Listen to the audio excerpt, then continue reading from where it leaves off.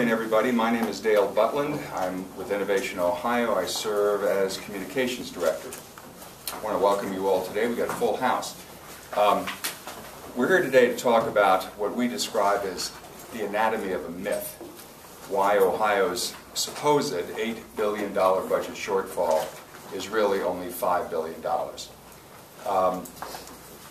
To walk us through this whole thing, you all have the release, but to walk you through it, and particularly to talk about the assumptions and other data that we use to calculate this, will be the president of Innovation Ohio, Janetta King. Janetta? And following her remarks, we'll be happy to answer questions and so forth. Good morning, everyone. Thank you for being here. Thank you, Dale, for those opening remarks. As you know, Ohio, like most states, is going through a very challenging time, and a time that demands sacrifice, a time that demands collaboration, and a time that demands honesty. Now, recently, some significant questions have been raised about the honesty part. I guess questions have also been raised about the collaboration and sacrifice part, but that's not what we're dealing with here today. We're really dealing with the question of honesty today and credibility. It's about being forthcoming with one another as hard choices and hard decisions are upon us all, at the state level, at the local community level, at the school district level, at the family and individual levels.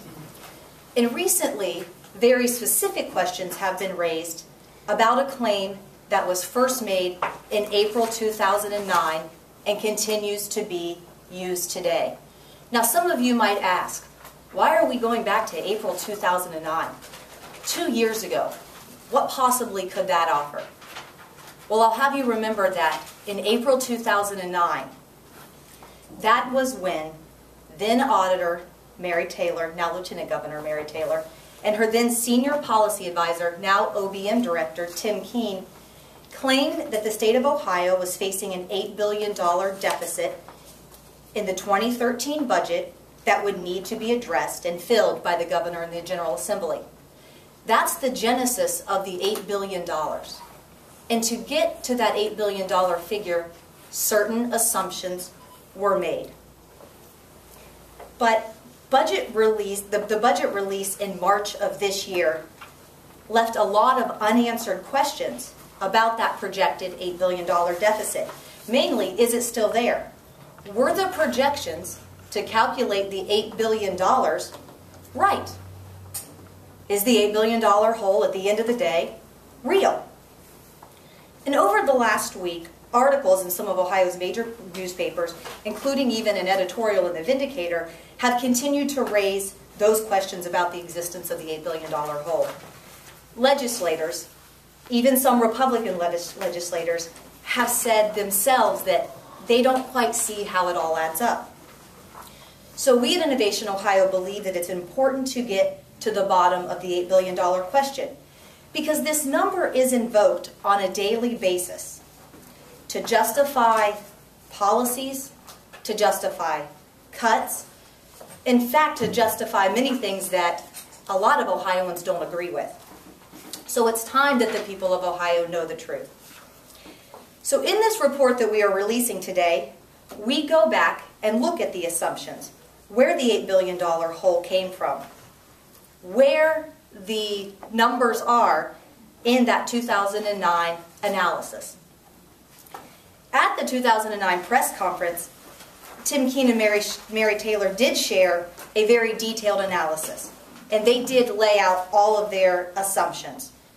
In other words, they said that if these things that we are projecting happen, then there will be an $8 billion hole in 12 and 13. But on the flip side, if those assumptions don't prove to be true, the hole wouldn't be $8 billion. So that's our starting point. And we went back again and looked at those projections that are still online. The assumptions are all laid out very clearly, and we cite them in the endnotes of our report. And you could either look at that link, or if you get it the electronic version, you can hyperlink back to it. So what are the important assumptions in the 2009 construction of the $8 billion hole? We believe there are three important assumptions. Number one, and you can follow along in the report, Ohio would experience revenue growth of $1.756 billion in 12 and 13. Number two, tax revenues would not exceed estimates in fiscal years 10 and 11, and no new one-time money would be used to balance the budget. Fast forward to today. How did those assumptions hold up to what we know now, and specifically, how do they compare to what is actually available and included in the 12 and 13 budget? Assumption number one, the Keene-Taylor analysis assumed that the state would see an additional $1.756 billion because of revenue growth due to the economy. Now this is just revenue growth. We're not talking about policy changes. For those of you who have been following the budget, you know that we get additional revenue available to us because of some policy changes. We're not talking about that. We're simply comparing apples to apples, the revenue growth projections. So according to LSC, in Kasich's own Blue Book, revenues are now expected to grow by $2.791 billion. That's a difference of $1.035 billion of revenue that is available to the state that was not assumed when the $8 billion budget hole was calculated in 2009. But it is revenue that is now in the Kasich budget. This immediately brings the alleged $8 billion hole down to $6.965 billion. But let's look at this second assumption. Revenue growth in 10 and 11 would not exceed estimates, is what Mary Taylor and Tim Keene said in 2009. However, we now know that nearly $1 billion in additional revenue growth in 10 and 11 are above estimates. So this is an additional $1 billion that is available to the state, that the state is using, and that was not assumed in 2009, therefore taking the projected budget deficit down to $5.965 billion. And there's a third assumption. In Governor Kasich's 12 and 13 budget, $783 million in new one-time money is used. We are not talking again about policy changes. We're not talking about prison privatization. We are not talking about liquor privatization. Again, I don't want to talk about that because we are answering the question, how did they solve the $8 billion hole? And I want the apples to apples calculation. So if we look back in the 2009 analysis, we see that, in fact, one-time money was mentioned and used as an explanation for what got us into the $8 billion hole. But there are a lot of sources in the Kasich budget that are used but were not assumed in 2009. The OBM director, Keene, turned around and used some of those very same one-time monies in 12 and 13 that he used to construct the $8 billion shortfall. Specifically, if you want to look at this, debt restructuring is a good example of that. Also, one-time federal money. In Kasich's budget, there's one-time federal money from an unemployment compensation interest waiver from the federal government. And you add those together and you get the $783 million of new one-time money. So the bottom line of this report is that the 2009 assumptions changed dramatically.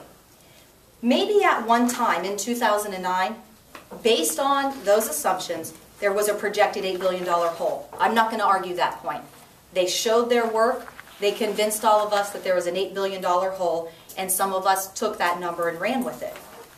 But I am arguing that if those assumptions changed, and we know they did, then the number has to be revised.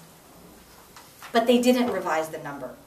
When asked upon introduction of the governor's budget, instead of acknowledging the assumptions changed, administration officials continued with the $8 billion talking point, even though their own spreadsheets contradicted it. And when pressed, Budget Director Keene said that it was tricky to explain. Well, it probably was tricky to show an $8 billion hole that didn't exist. And this is the real disappointment. Not that they made those assumptions in 2009 and projected the $8 billion deficit. It's that they got us all believing in it. It became conventional wisdom. And then earlier this year when they announced their budget, they didn't tell us that those projections were off by nearly $3 billion. So what are we asking here? We're asking that the Kasich administration and its allies stop using the $8 billion figure because it's not real, to stop scaring Ohioans and use this $8 billion to justify their policy agenda. We really would like them to acknowledge they didn't solve an $8 billion budget hole. And specifically, I would hope that administration officials would stop pretending that stuff is so hard that none of us can comprehend it. You know, give all of us, legislators, researchers, the media, a little bit of credit that we can in fact understand this if it is explained in a forthcoming way.